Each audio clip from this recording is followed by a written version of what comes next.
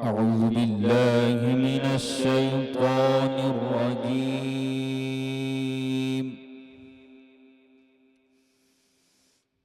بسم الله الرحمن الرحيم.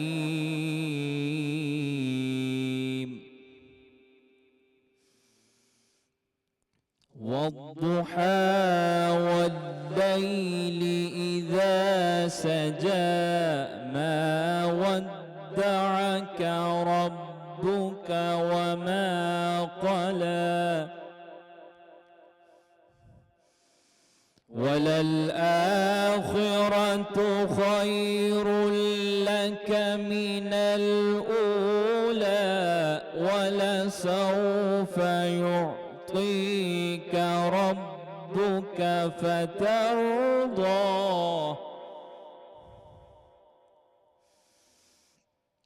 والضحى والليل إذا سجى ما ودعك ربك وما قلى وللآخرة خير لك من الأولى ولسوف يعطيك ربك فترضى ألم يجدك يتيما فآوى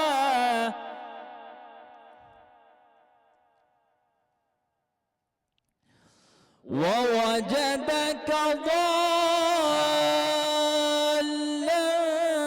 فهدى ووجدك عائلا فأغنى فأما اليتيم فلا تقهر وأما السائل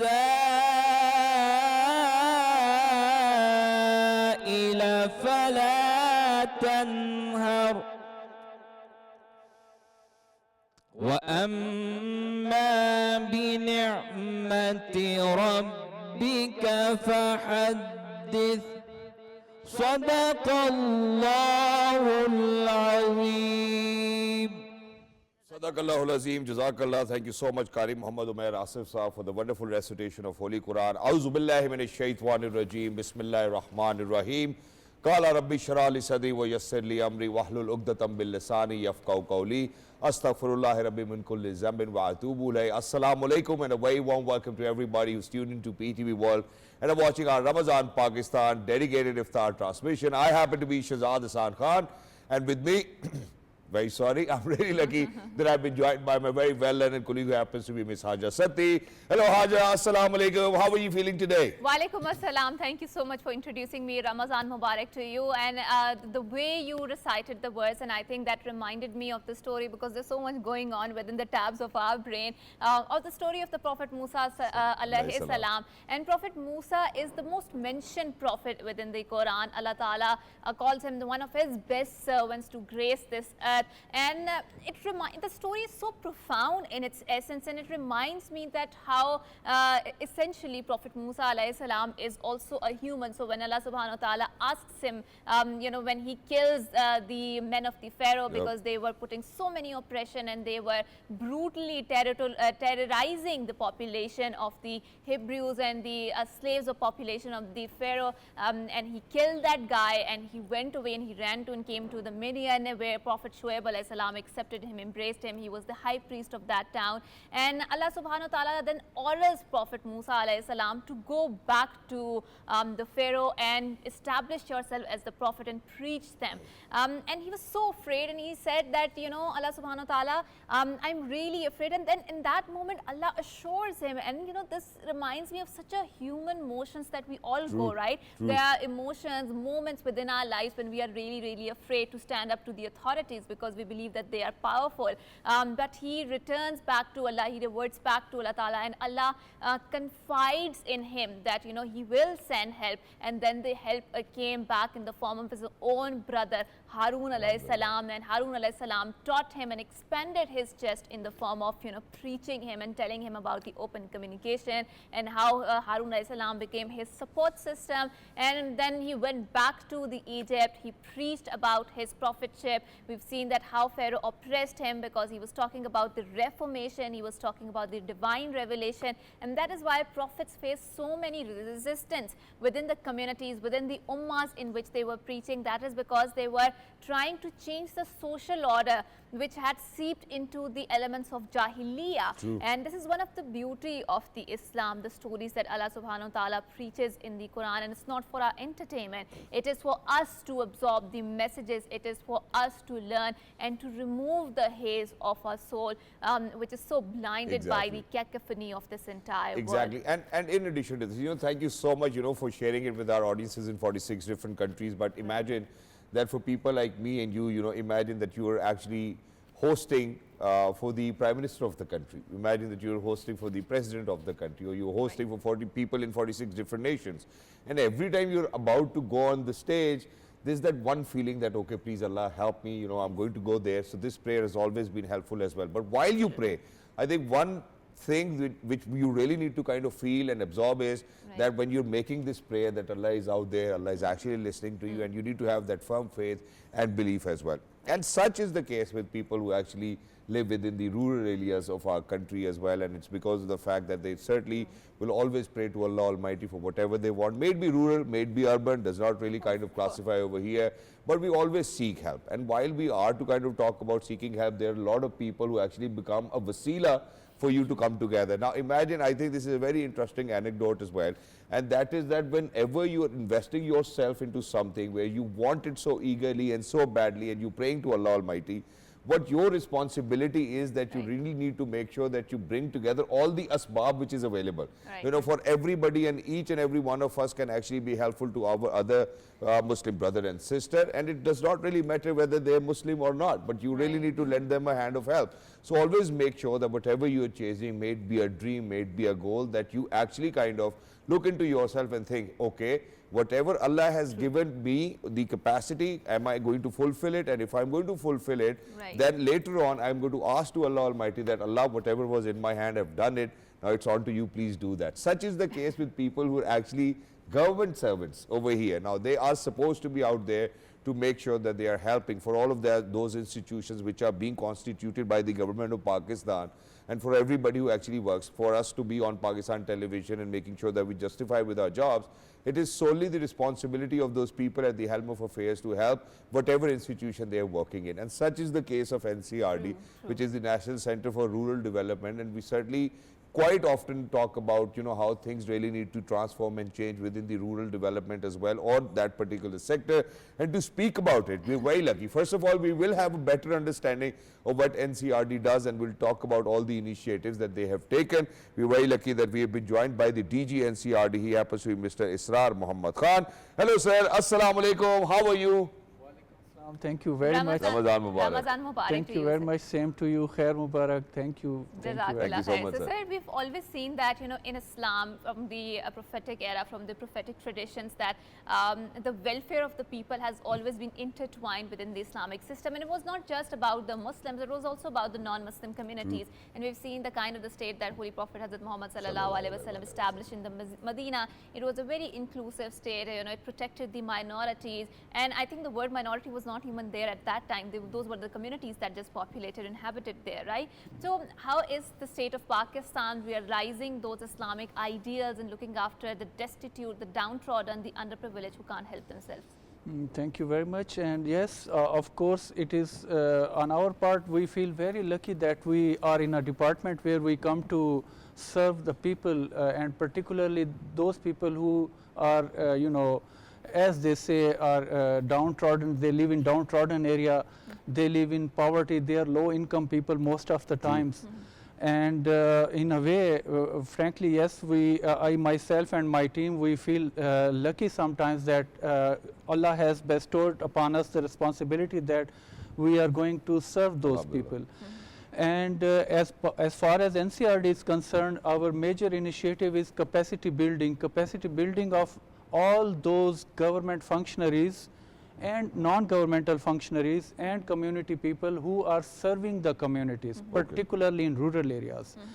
Sometimes, yes, we come to interact directly with the communities as well themselves, but most of the times we deal with the intermediaries, and we build their capacity as to how to serve them better.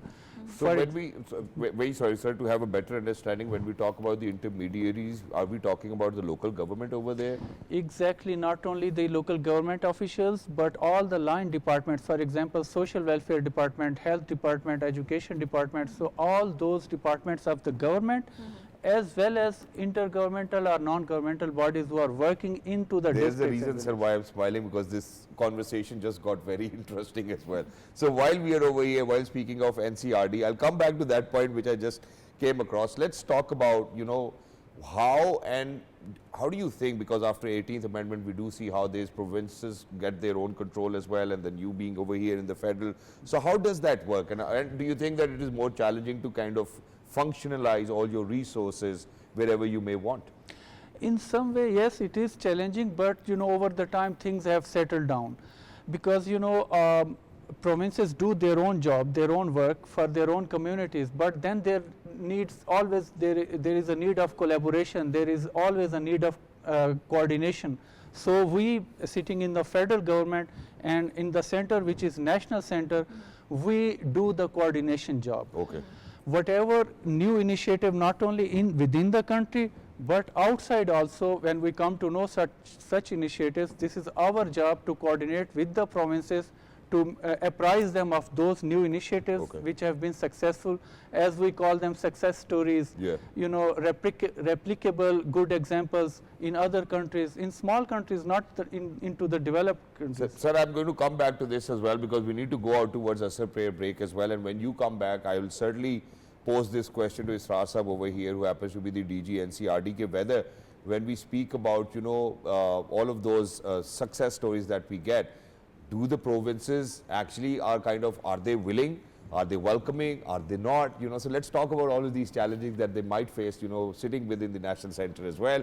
Heading out towards a short break, don't go anywhere, we'll be right back. Ramzan, Pakistan.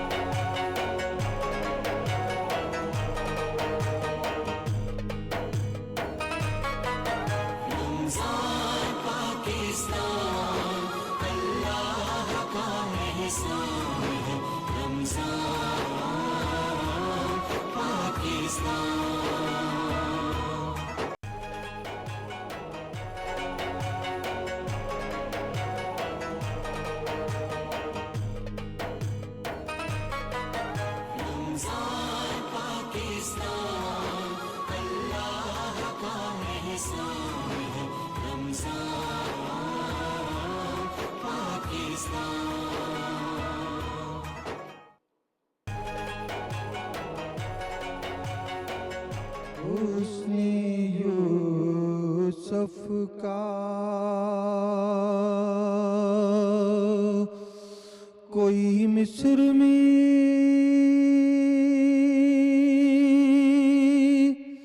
सौदाई है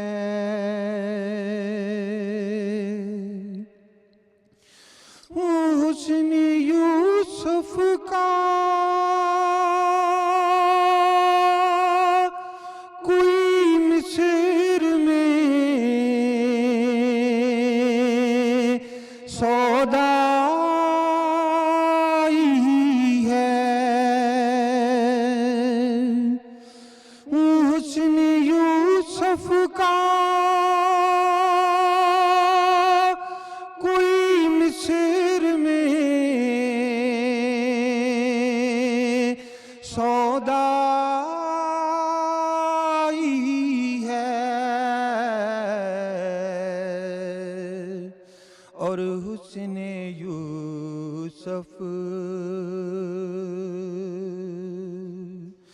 और हुस्न यूसुफ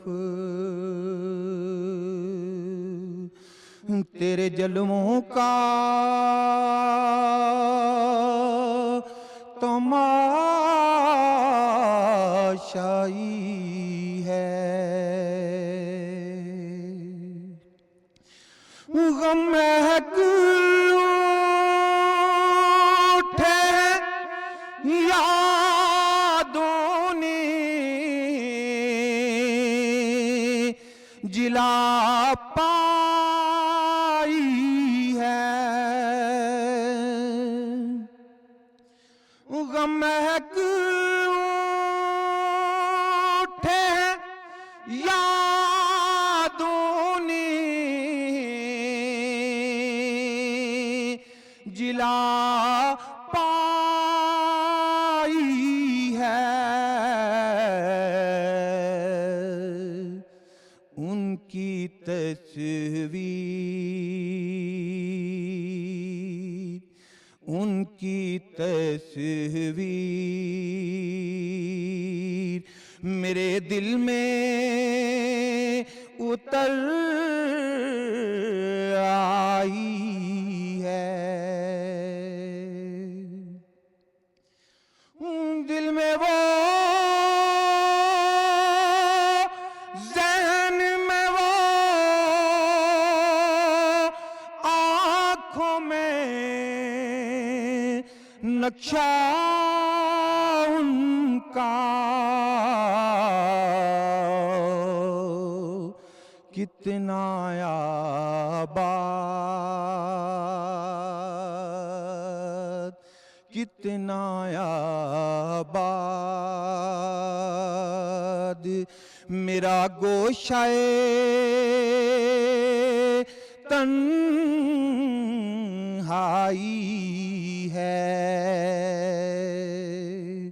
कितना आबाद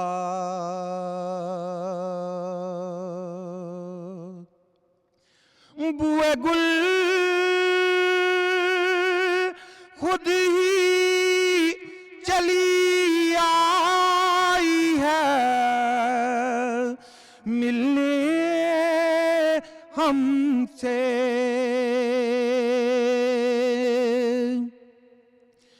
बुए गुल खुद ही चली आई है मिलने हमसे। अहले जिंदा की बहारों से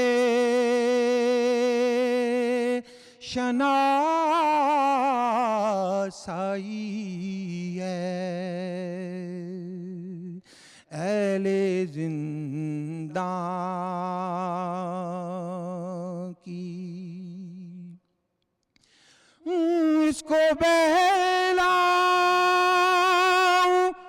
कहाँ तक ये बहलता ही नहीं। शायद इस दिल ने तड़पने की कसम खाई है। And this is such a beautiful retention of the spirituality which is rendered by our Naat Khan Saab. Thank you so much, Ghulam Dastgir Saab. Thank you so much for joining us. Wonderful to have you over here, and especially in the Islamabad police uniform. Yes. I think it kind of gives us a lot of reassurance and trust on our police as They well. are Thank you so much, Ghulam Dastgir Saab. Please इधर ही रहिएगा. अभी हमने दोबारा भी नात सुन ली आपसे. Thank you. That is because they are very multi-talented. So Shahzad, we often face women, like I always say in the segment, that there is a crisis in the kitchen of aaj kya pakau, right? I think we're facing that conundrum today as well. I think there is a lot more conundrum today than in the days preceding to that, and that is because for quite some days you were having some very fried item, but now, as of now, Shahzad Shahzad has said, you know, very strictly reinforce his conscious eating habits, and that too of going towards the veggies and reverting towards the salads and having a more healthy gut health, because too much pakoras are making their presence felt. So we would like to introduce our kitchen corner. Assalamu alaikum Isha, and thank you so much. And tell us what we are making today. Is it some salad? Walaikum salam, Hajra. Thank you so much for introducing the little kitchen corner. And yes, you know, actually I want to start this little segment by asking you guys, how is your fast going today? Wait, first of all, obviously it's going great, but you know, today when I came to the kitchen counter, you know, look at these pyalis, they're empty, but there's a reason why they're empty, and I would want Isha to kind of give away the reason. Why do you think we do not have anything on our kitchen counter today? I feel like that, you know, we started off really strong at the start of Ramadan. The weather was so light and we were craving a lot of yummy foods. Yeah. But right now it was so hot today, and as we're approaching the end of March, you know, it's getting hot. It's getting. I'm becoming very lazy, to be honest. So I feel like we all deserve a little bit of rest. You know, especially women. It's not necessary that in Ramadan we go and we stand in the kitchen for hours in front of the heat, in front of the stove, cooking massive meals. That's true. Massive so today, no Qari today. So today, I feel like today is a day of self-reflection and self-love. Make sure to give yourself rest, to give yourself time. And today is. So the cooking conundrum that we usually face is कि आज क्या पकाऊं, ladies and gentlemen. What we are trying to enforce today is that you do not have to cook anything today. All you need to do is just order it from somewhere outside as well, and there are good places where you can order healthy iftar. So why don't you go away? Go ahead and let us know what should we order today. Okay, so let's do it this way. What should we order today? I think Isha can tell us some very quick recipes which are easy to make. I would actually like to share a really healthy and nice recipe. So what I like to make when I'm lazy and tired is a quick healthy Caesar salad. Okay. Yeah, and for that you need very simple ingredients. Okay, sure, we only have lettuce, and we don't use normal lettuce. Fun fact, we use iceberg lettuce. Yeah. And that's actually very crunchy in nature because it has a lot of water, so it's going to hydrate you. It's going to make sure that you have a lot of vitamin A and a lot of vitamin K to replenish your energy. Wow. And then what I love about But what's it the is difference in between the iceberg and the normal one? Yeah, I just said it. Yeah, what is that? Normal lettuce is more greener. Okay. Iceberg, and it's more thin. Iceberg lettuce, because it holds a lot of water, it's more thick and it's crunchy. So it adds a nice crunch. I won't still be able to figure it out, but Really it's okay. Yeah, I okay, think for we have to everybody who's bring out one there. on set. Yeah. And then what I love about the salad is it includes a lot of protein. It has chicken in it. So if you guys want to grow up big and strong like Sir Shahzad, make sure to eat a lot of chicken this Ramadan. Yeah, right? exactly. But please make sure that you eat desi chicken. I think little bit addition of the peanuts or dry fruits is always a healthy addition to the Exactly, and to make it more crisp, we can add croutons. But okay, croutons can go either way. You can fry bread and make it crispy, or you can choose to be healthy like us and air fry it or bake it. No, but in addition to this, do you remember that that we used to get those I don't know garlic bread shortbread pieces within the salad as well. I don't know if it's the bread shortbread pieces that were, I think, coming from the toaster or something like that. Yeah, right? those are croutons. And that was also an what do we call them? Croutons. Croutons, okay. Yeah, they add a crispy element to your salad, and it makes it more filling because we don't have any carbs. And, so and this what replaces about the carbs. dressing? Yeah, so for the Caesar salad dressing, I love to add a little bit of mustard paste. To give it a zing, I add lemon juice, and we can add a little bit of olive oil and mayo to make it more creamy and rich, Well, I feel I've like got an interesting story to share on this. Now, imagine that whenever we are having salad at home, I usually tell my staff that, hey, can we get like 1,000? And he's like, what's 1,000?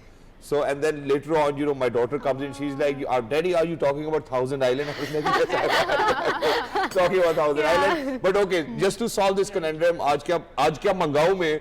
What would you recommend? क्या मंगाएं आज हम? Okay, so since we're having a lazy day, I would recommend you all to order whatever you're craving, to be honest. Pasta? Yeah, it could be No, pasta. healthy. It needs to be healthy. Can't be pizza, cheese pizza. I think pasta is a healthy option. Let's go for other treat which be tasty but might not be very healthy, right? Then. Okay, so I slightly disagree. If we're ordering food, then I want it to be greasy. I want it to be unhealthy. Okay. But for the sake of being healthy, I would recommend having a sandwich packed with a lot of veggies. That could be a very good option. It could be a steak sandwich, a Philly cheese steak sandwich, or maybe like a burger with a lot of lettuce and veggies packed inside. Or we could even order. What do we call that? Where there's these two sunny side up eggs within a frying pan, shakshuka, something of that sort. Oh, It's like really a Turkish interesting. dish? Yeah. Oh, yeah, with the tomato base. Yeah, that could be, I feel like that would be perfect for Sahur. And you can make it at home as well. Oh, yeah, that's very easy. Isha, for example, if you are having a dawat, over at your place, and iftar over your place, right? And obviously, the coolants or the drink serves a very essential part in that iftar. Alhamdulillah, the weather is really nice, but especially in the summers, what sort of good, quick, easy, and very tasty juice do you recommend, or beverage, or any other beverage? All right, my go-to drink is a mint lemonade or mint margarita, because lemons, they With have soda this in it? zesty With feeling. soda in it or Yeah, no? I love adding a lot of soda Yeah. in it, and it needs to have a lot of black salt in it as well. Or- Yeah, that really elevates Oh, yeah, it. kala Gives it namak, right? Yeah, kala black kala salt. namak. I was like, black salt, what is that? Kala namak. Yeah. Or chaat masala, yeah. Yeah, and I feel like our national drink for Sehri is lassi. Yeah, it So is. I want to know what you guys like to have for iftari. My personal favorite is a mint lemonade. What about you guys? I think what do for you me, like? lassi any day and every day as well. And imagine that when I was in school, my teachers actually used to call me Lassi Boy. Really? So my nickname was Lassi Boy, and my class fellows actually used to bully me with that name.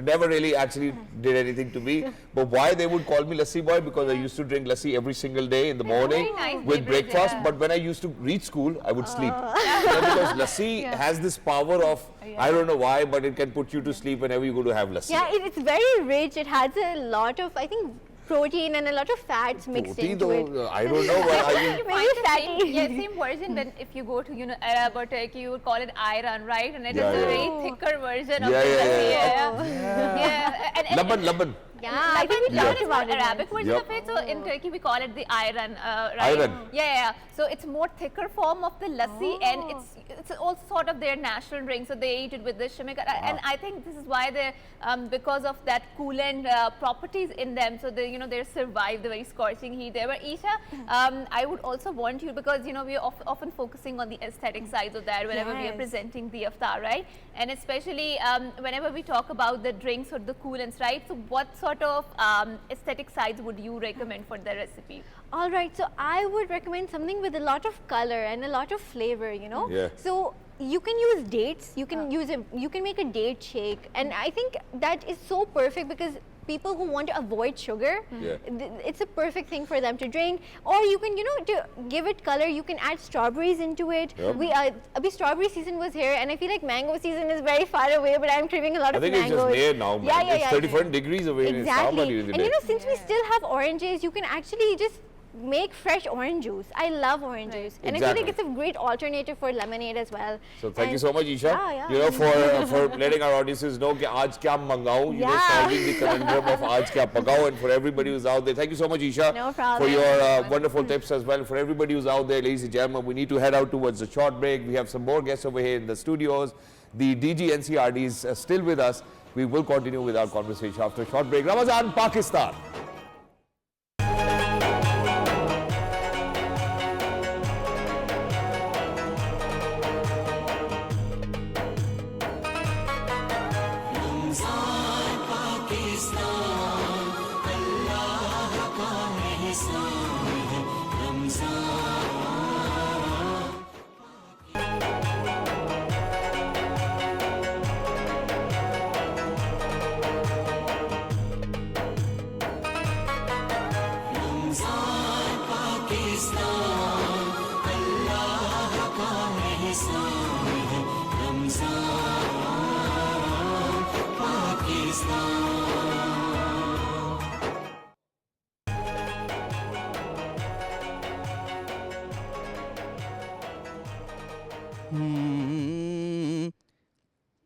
दिल ठिकाना मेरे हुजूर का है, दिल ठिकाना मेरे हुजूर का है, जलवा खाना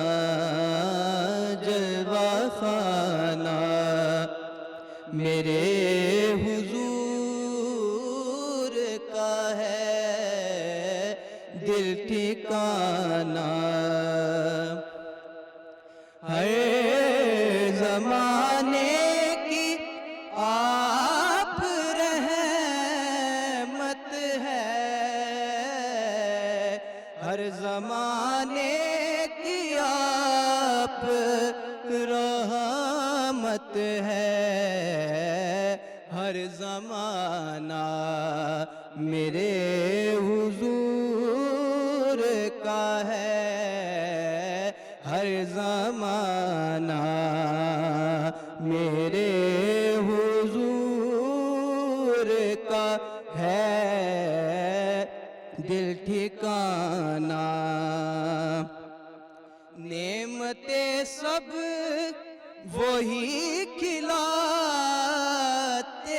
हैं, नेमते सब वही खिलाते हैं, दाना दाना मेरे हुजूर का है, दाना दाना मेरे हुजूर का है, दिल ठिकाना। एक पल में हजार आलम में, एक पल में हजारों आलम में आना जाना मेरे हुजूर का है, आना जाना मेरे हुजूर का है, दिल ठिकाना। मुझ सायासी कहाँ मदीना कहाँ, मुझ सायासी कहाँ मदीना कहाँ, ये बुलाना मेरे हुजूर का है, ये बुलाना मेरे हुजूर का है, दिल ठिकाना। रोज़े महशर जो बख्शवाएगा,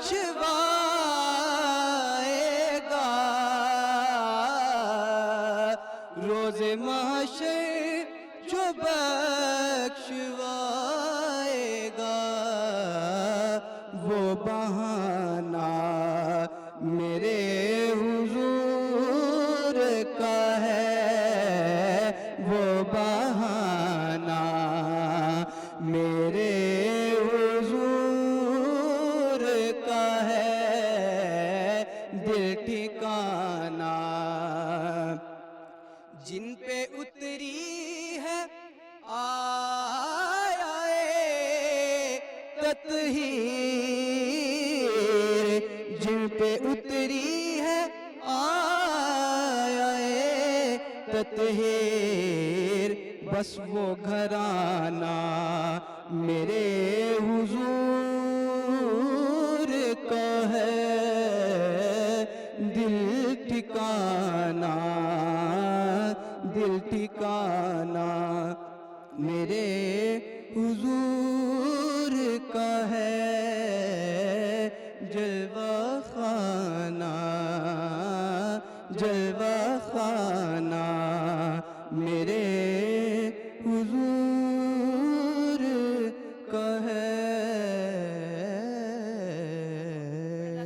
Mohammed Junaid Qadri Sahab, thank you so much for the beautiful recitation of Naat Rasool Maqbool Sallallahu Alaihi Wasallam. And with that, obviously, we have a segment where we will obviously contemplate on that segment, but I think I would want to, share my few thoughts with you and for audiences out there, and that is that, Quran was released, Quran was revealed to Holy Prophet Hazrat Muhammad Sallallahu Alaihi Wasallam, and it is in fact the, I think, timeless magnificence of the Quran that stands out, and obviously it is a book that is also a continuation of the revelations before it. So, Sahifas and revelations were revealed revealed to the prophets before us. But one of the things that stands out in the Quran is how Allah subhanahu wa ta'ala has protected it as a medium, as a book, as His unaltered words. In order to unfold this conversation, we are very glad that we have been joined by Imran Sandhu Saab, who happens to be a religious scholar. Assalamu alaikum, sir, and thank you so much for joining us.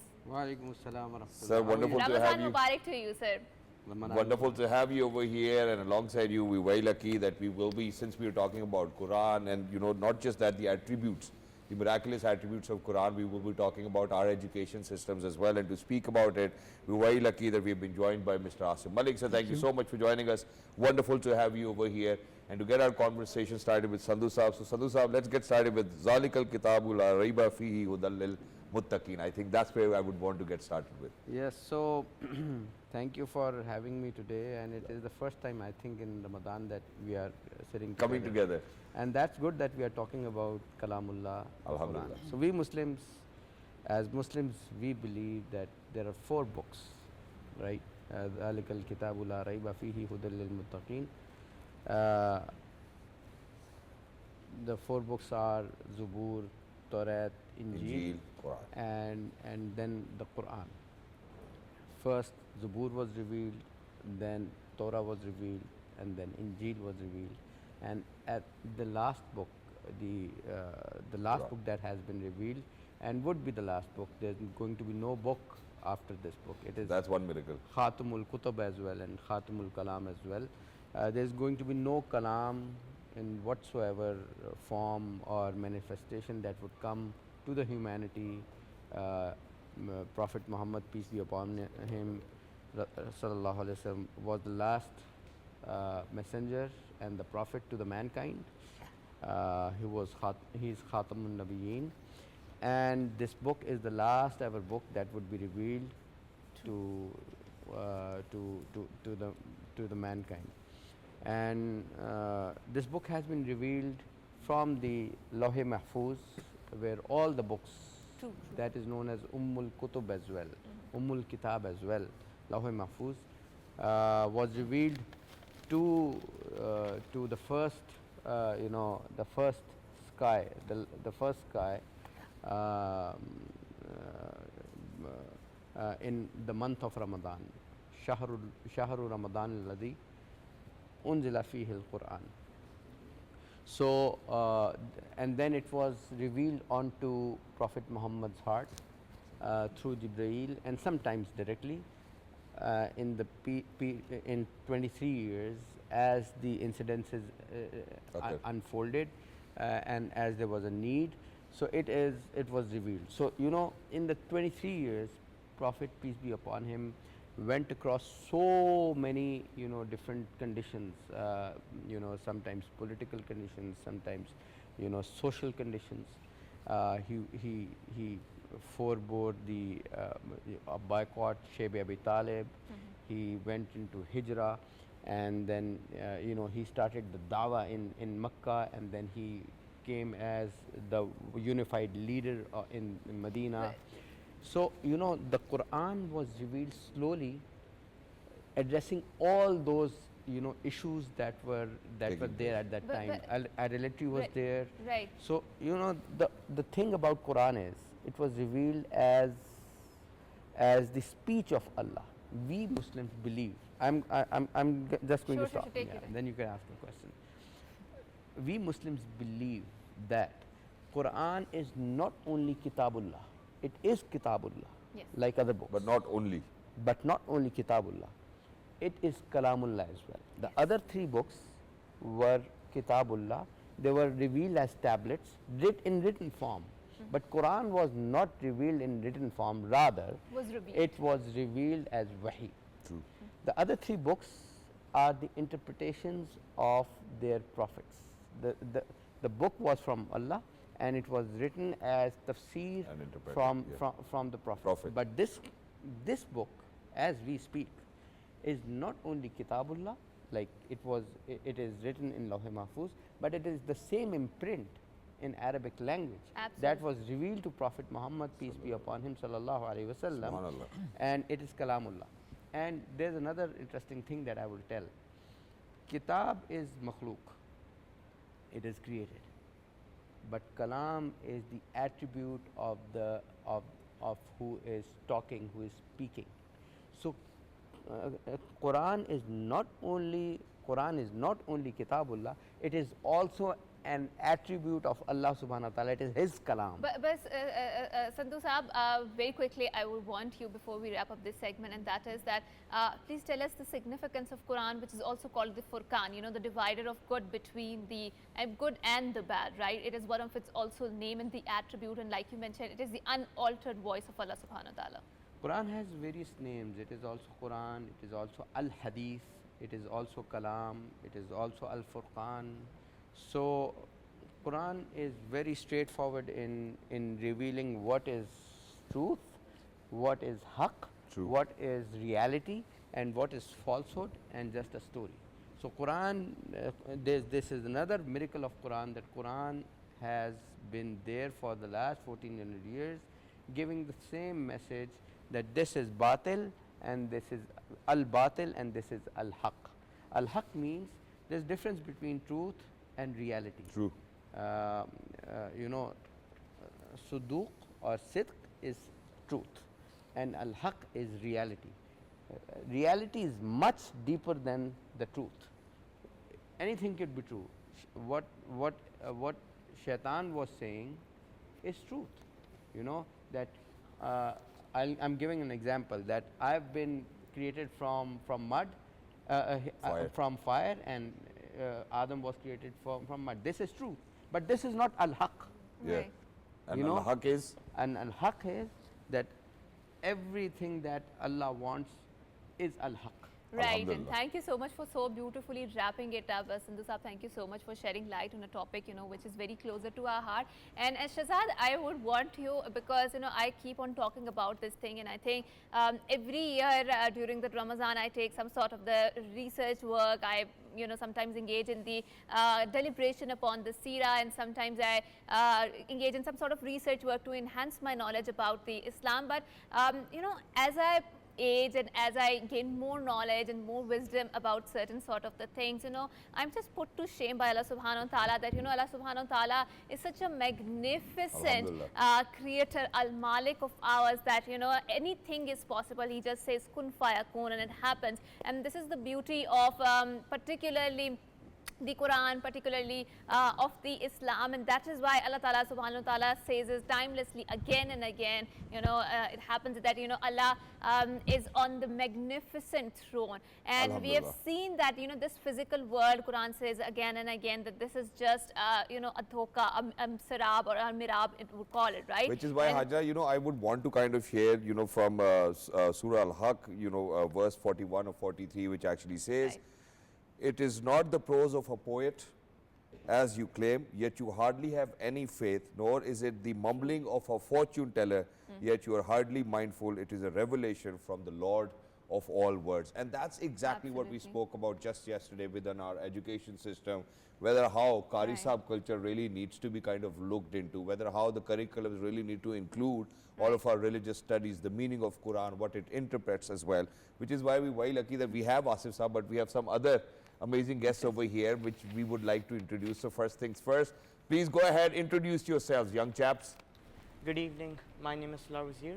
I'm 13 years old, and I'm very glad to be here. Thank you so much for joining us. Wonderful to have you. Who's besides you? My name is Payam Khan, and it's a wonderful opportunity that I'm here. Wow, wonderful. My name is Abdullah Shoaib, and I'm really Louder, glad a little louder.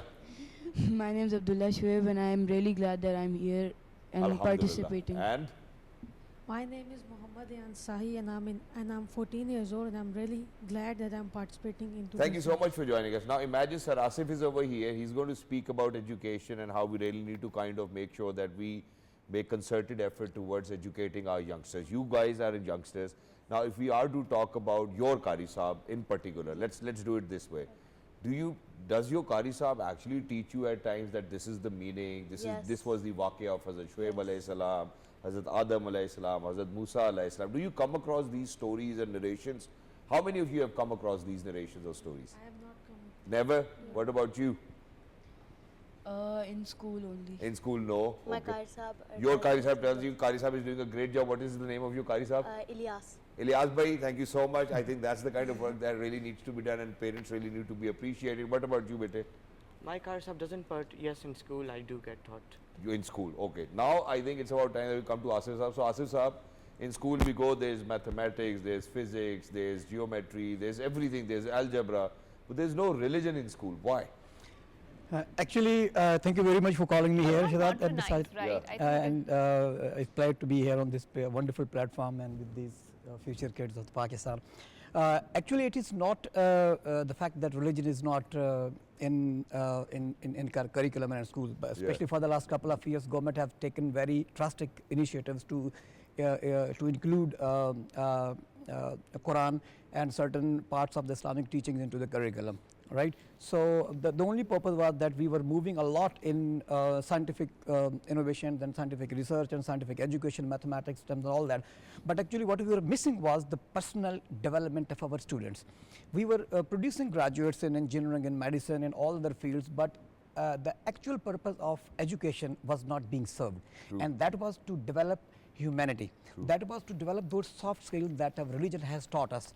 To tolerate each other, to build patience with each other, how we can support each other, how we can be responsible citizen of the society or of the company or of the country in which we are living in.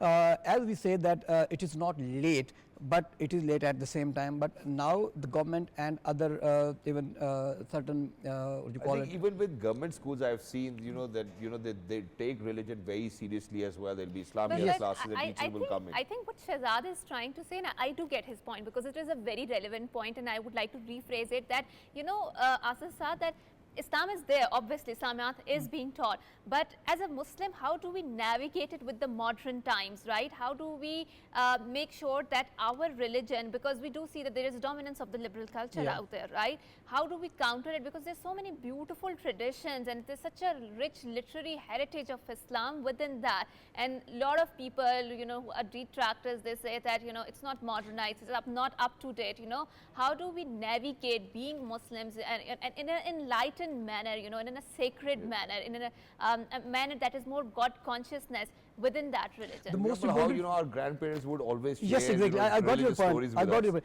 The first, that the misconception about Islam or the religion that has been taught to us or generally is that it's kind of very rigid or it's kind of not flexible or something. Actually, it is not. Islam basic, is right? yes. Islam is a perfect code of conduct. True. And it actually shed lights on each and every part of our lives. Now, the first important factor, in my opinion, is that being an educationist, that we have to build this narrative among the teachers, among the students, that the core part of our education system or the society is to elevate its morality. True. And elevates its ethics, and how we can make them responsible citizens who truly reflect the true Islamic values.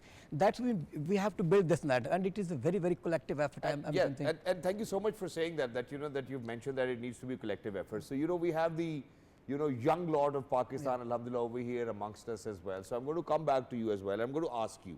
So whenever we speak about our religion, whenever we speak about Prophet Muhammad sallallahu alaihi wasallam, Quran Pak, Rose, what we're supposed to do, it's a conduct of life.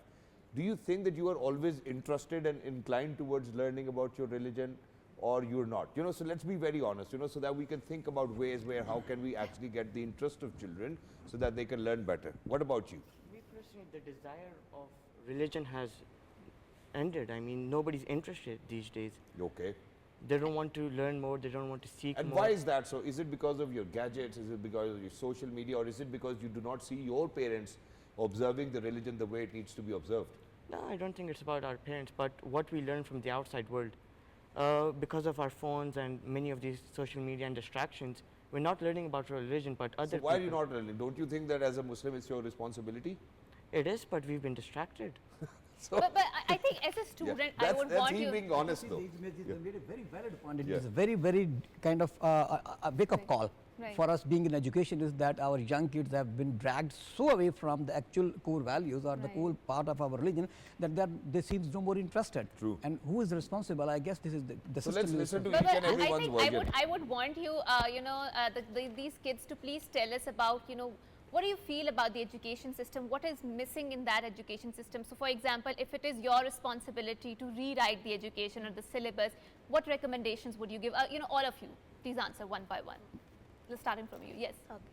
So if I was the one who made who redid the syllabus, the first thing I would do is like put more Islamic content into it. Right. Because For example, for example, we can put like how the Kaaba, like the Prophet's stories. We could have put like how we can fast properly, what should we do. But like most of these days, all they are doing when we are studying Islamiyat, all they are doing is just making us learn about Salah and like the just like very the basic, basics. right? It is basic. And now in addition to this, okay, so I do not want to ask you this question whether how many of you actually pray all 5 times. But let me ask you, if I am to ask you कि जोहर में कितनी रकतें होती हैं, ज़रा please मुझे बताना, ज़रा please आपने बताना है, ठीक है, बताओ ज़रा, जोहर में कितनी रकतें होती हैं? और यार कोई ज़रूरत नहीं है, 1 मिनट मुझे बात तो करने दे please. I do not want any instruction from the MCR as of now. Please, it's a humble request. I'm asking these kids so that we can do something better. Please go ahead. So अगर फजर की बात करते हैं, 2 सुन्नत 2 फर्ज, ठीक है, ऐसे ही है. बट क्या आपको आज तक किसी ने बताया, सॉरी आई हैव टू से इट इन उर्दू, कि फ़र्ज पढ़ने बहुत ज़रूरी हैं, एंड जैसे अभी हमें बताते हैं कि 4 सुन्नत 4 फ़र्ज 2 सुन्नत 2 नफल. अगर मुझे बचपन में पता होता कि 4 फ़र्ज पढ़ लूँ तो मेरी नमाज पूरी होती है, तो मैं सारी नमाजें पढ़ लेता शायद. मुझे तो लेट पता चला. तो क्या आप लोगों को किसी ने बताई ये बात?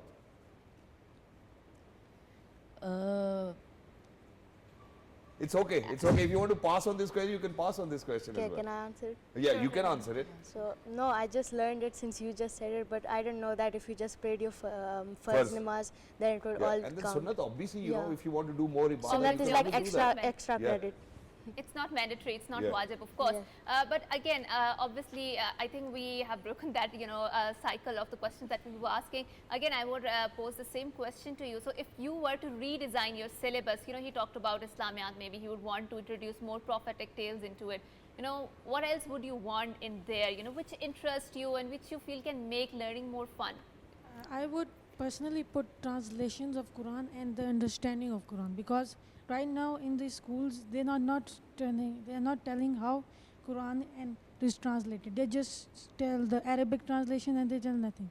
We need to put translation of the Quran, and we need to tell the kids that what the Quran teaches us, because if we do not tell them, we will stray away from the teachings of the Quran. And apart from Islamiyat, what are some of the other suggestions that you would like to give? I would put that in sciences. I would personally recommend that we should also tell that how the Quran also puts scientific knowledge, that how the Quran is used in science, and so that the children can know that Quran is also used in science, and Islam is a really progressive religion. Right. And what are the extracurricular hobbies that you guys engage in?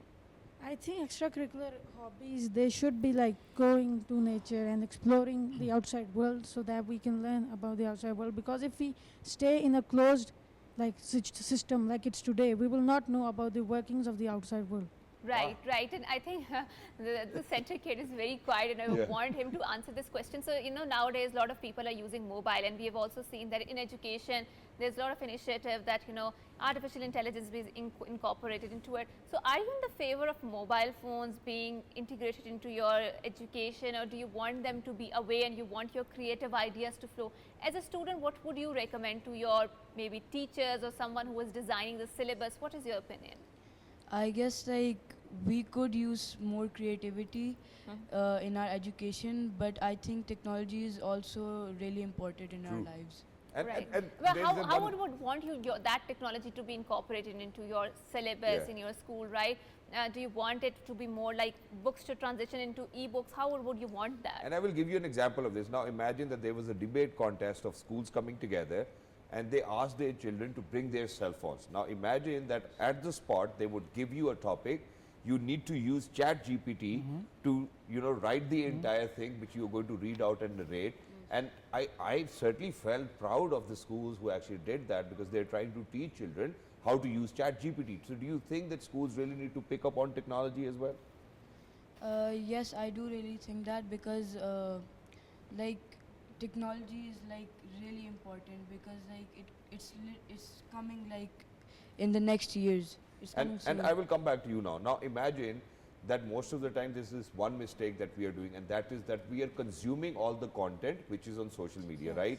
but we are not creating content. So do you think that we need to move towards that shift as well, where rather than consuming, see, now there was a time when we used to actually ask our parents कि हम बाहर चले जाएं खेलने के लिए, वो कहते थे नहीं जाना, जिद करनी पड़ती थी. And then there is a time where we used to ask, okay, can we play PlayStation or Xbox? Now there's a time when children are actually watching somebody else playing PlayStation on their YouTube stream.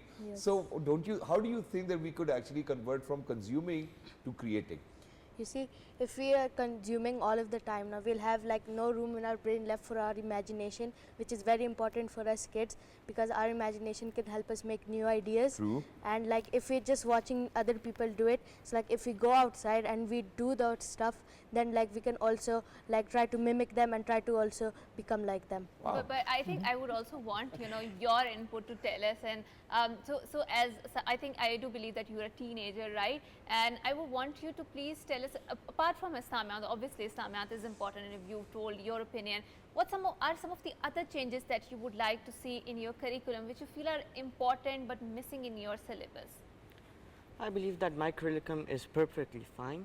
Okay. My school allows me to bring my own device and helps me use it thoughtfully. Yeah. So I'm not allowed to use AI at any cost. I am supposed to use my own mind and my own creativity. But I think nowadays I just do see, because when we were growing up, we were very much into, I was into book reading and I still am, right? But nowadays, that's why we have these books yeah, so they have hired this, you know, props. But nowadays, I don't find that, you know, kids are that much into the book reading. Do you find that this is something that you guys are missing on it, or you're fine with, you know, no books, you know, it's like fine with you? Depends on what type of books are you talking about. Right. Okay. Fiction, non-fiction. I usually read articles instead of books these days. And you read them on cell phone, right? Yeah, I read BBC, I read CNN, I read ARY News to catch up on what's going on. I think that's wonderful. And you know, if you're catching up with what's going on, you know, you mentioned a very important point where you said that our school does not allow us to use artificial intelligence. Now, I mean, it's debatable. First of all, I would want Hajra's take, and then I'll move on to Sir Asif over here as well. Don't you think that children really need to know how to use technology? No, I don't think so. I think there is a campaign going on, and I do advocate for that, you know, that the screens should be entirely removed from your children, because we did not grow up with the screens. True. We are doing perfectly fine. Yes, I think this is the generation that has been exposed to the screens, and we have seen that how many neurological conditions are on the rise, mental illnesses are on the rise, and that is because of our excessive dominance or of excessive, I think, subservience to these screens. So I don't feel like, if you leave the kids around there, you are, alhamdulillah, father of 3 daughters, and you will find that how their creativity works, right?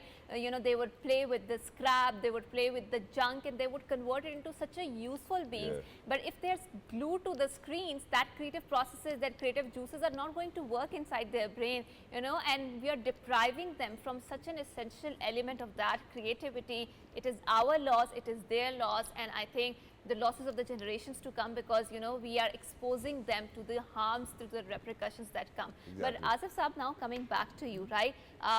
There's this concept of the ed tech, right? That you integrate Education screens technology. into the technology, right?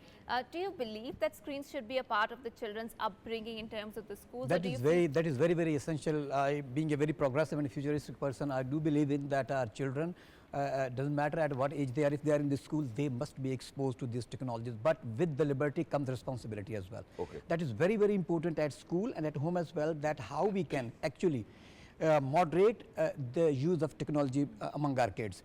The most important factor that in universities nowadays we are facing is the ethical use of artificial intelligence. Artificial intelligence is not bad, but its use, if beyond a limit, is done, it is bad actually. So what we are actually focusing more on inculcating our students and the faculty and to overall society is that we have to be very much ethical and responsible use of artificial intelligence. Okay. And as far as kids are concerned at schools, I guess we have left very, very far behind. But what does ethical use of AI means, or technology into education? I mean, More like you know, ethical this hacking it's a long debate. Yeah. You know, the deepfake is going on. I mean, it's a big challenge for the and then at PhD or MS level, people are using a Chat GPT or Copilot to extract the articles, and then they're putting the thesis.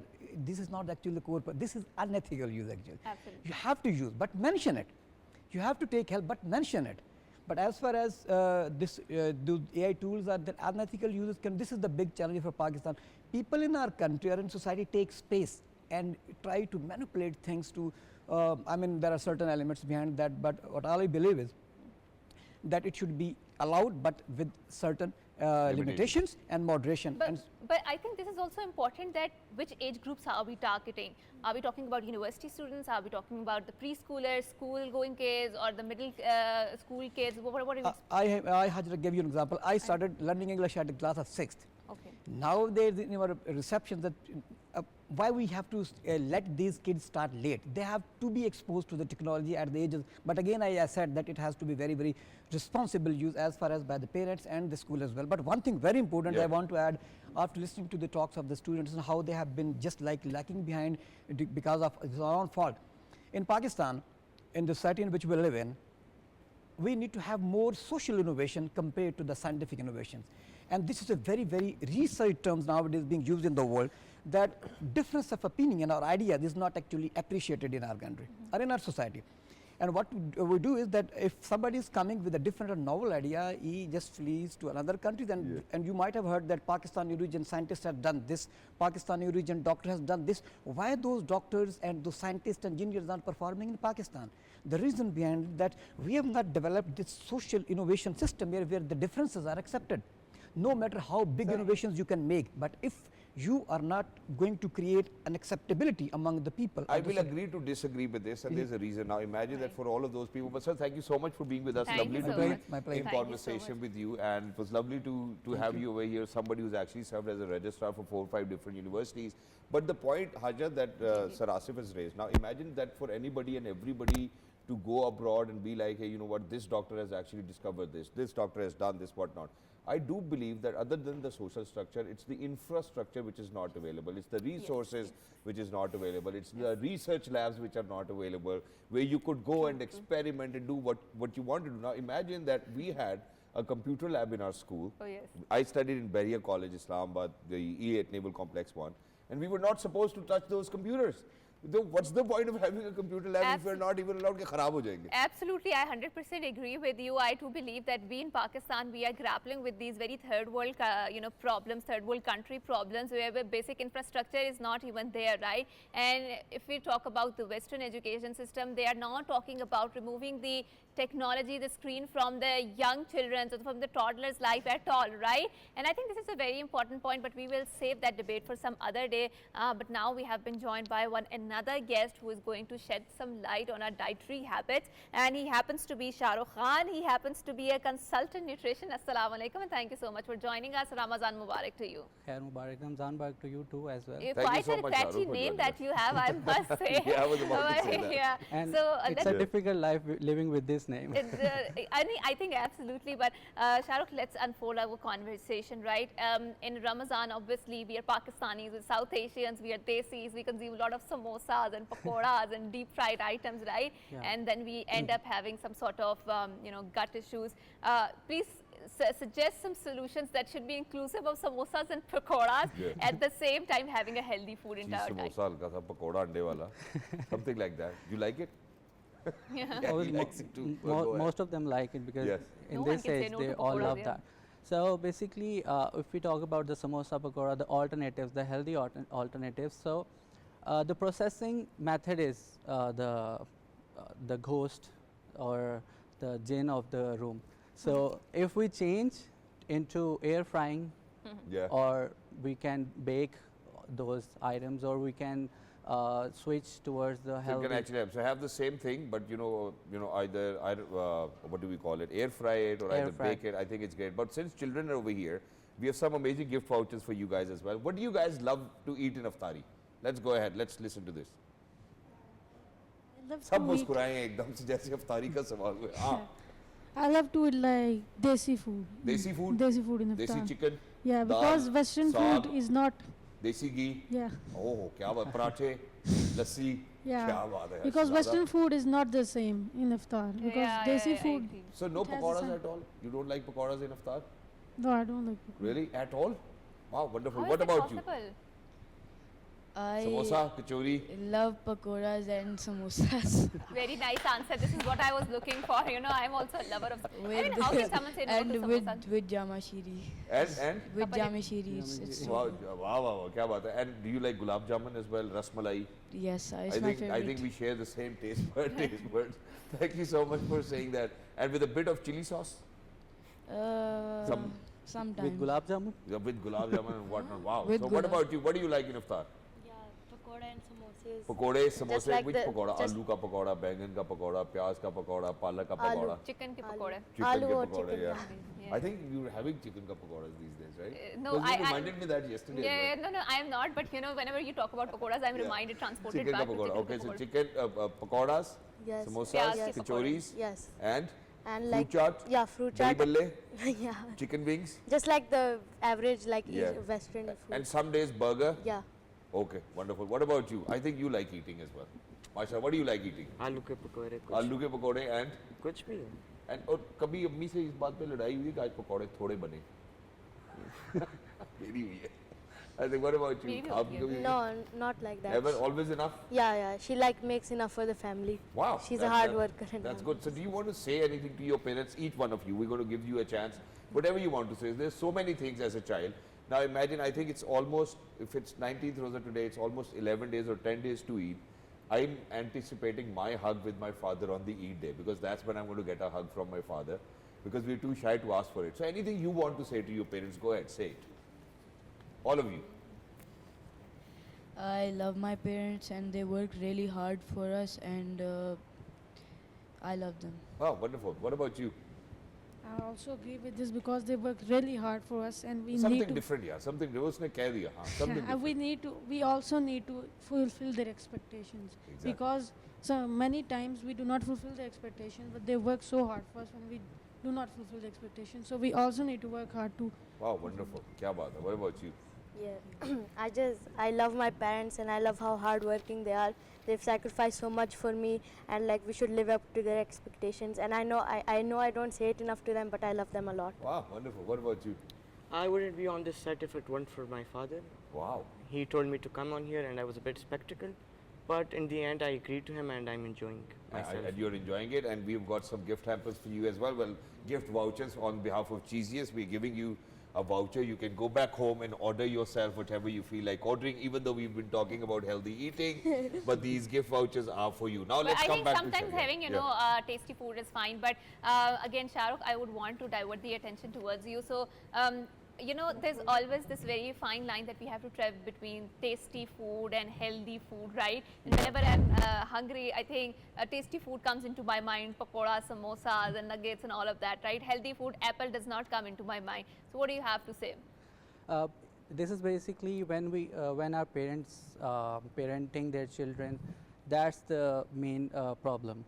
So if they make their taste according to the healthy foods, like even if I talk about one of my friend, he never gave any sort of processed slanty lays or any kind of processed food to their kids. And but they are very good at it. Like they drink whole milk without sugar. Mashallah. They love apples. So this is actually the parenting which we need to do in their early ages. Exactly. And since you are here and we are going to talk about some myths that we really need to bust, and me and Hajra, we always kind of laugh about it as well, that when we were growing up, anything which was a little expensive to eat was always garam in nature. Sunday garam hai, kaju garam hai, wo jitni cheezein jo महंगी आती हैं, everything is garam. Yeah. What do we mean by that? First of all, कि जी garam in nature, and is that true? कि अंडे वाकई garam हैं और काजू वाकई garam हैं or something of that sort? No, it's more related to the hikmat. Okay. But in nutritional sciences, there is no sense of garam, thanda. It's not like that. But mostly it's a myth, because if we eat eggs, there is cholesterol level in it, high cholesterol. Yeah. But people eat it now, so People tend to eat it, right? Yeah. But one last question before we wrap up this entire transmission, entire segment. That is that Shahrukh, whenever we talk about, I mean, there's a lot of debate nowadays going on between the milk consumption, right? And for generations, we are having the milk from the animal sources, from the cow or, you know, whatever sources. But again, there's this also new wave which is dominating a lot of nutrition, a lot of doctors and dietitians. They are recommending that, you know, you need to get your milk from the plant products, for example, like coconut milk or stuff like that. As a nutritionist, why do you feel it is necessary to have your milk from the, or is it some myth that needs to be busted here? This is only for the vegetarians. Like yeah, it's not compulsory that you need to have the soya milk or some other alternatives, but whole milk from the cow and buffaloes is the best option. It's the best, you know, ladies and gentlemen. It's coming straight from the horse's mouth as well. So thank you so much, Shahryar, for being with us. Lovely to have you over here. Thank you so much, Bacha Party. Thank you so much for joining us. Thank you for know, it was lovely to have this conversation with you, for where our youngsters actually get to know about what they need to do in life, you know, how they need to learn and how they need to incorporate all of those values which our Prophet Muhammad sallallahu alaihi wasallam taught us. So thank you so much. Wonderful to have you all. Enjoy your cheesiest cheese pizza as well, whatever you feel like. For everybody who's out there, we do have this segment where we ask you a question and we give away gift hampers as well. So Hajra, why don't you go ahead and share with us the yesterday's question and answer and the winner. Right. So yesterday we asked the question, what is the definition of Taraweeh? And the correct answer was the special prayer which is offered during Ramazan, after the Isha. And this is the question that we asked, and we have a winner who happens to be Suleiman Khalid. He is from Rawalpindi. Congratulations, Suleiman. And please do contact us. You know, we can give you the gift hamper. And for today, we have a question that what is the significance of the last 10 days of Ramazan in Hadith? Option A, the reward for worship is multiplied. Option B, Laylatul Qadr is most likely to occur during this time. Option C, Muslims should focus on charity more than worship. Option D, it is the time to visit relatives. And please make sure that you write back to us. Your participation, your interaction means a lot for us. And I don't think so that we are putting such a difficult questions in there. That is just to maximize your participation, your interaction, because it means a lot for us to have you on board with our program. So please write to us on our email address, which is with the name of ramazanpakistan@ptv.com.pk. We'll see you tomorrow morning, inshallah, first of all. Then we'll see you with the Iftar transmission. Thank you so much, Hajra, for being a wonderful co-host as well. Thank you so much, gentlemen, for being with us. Lovely to have you over here. When I say 1, 2, 3, all of us have to say Ramazan Pakistan, okay? 1, 2, 3, Ramazan Pakistan!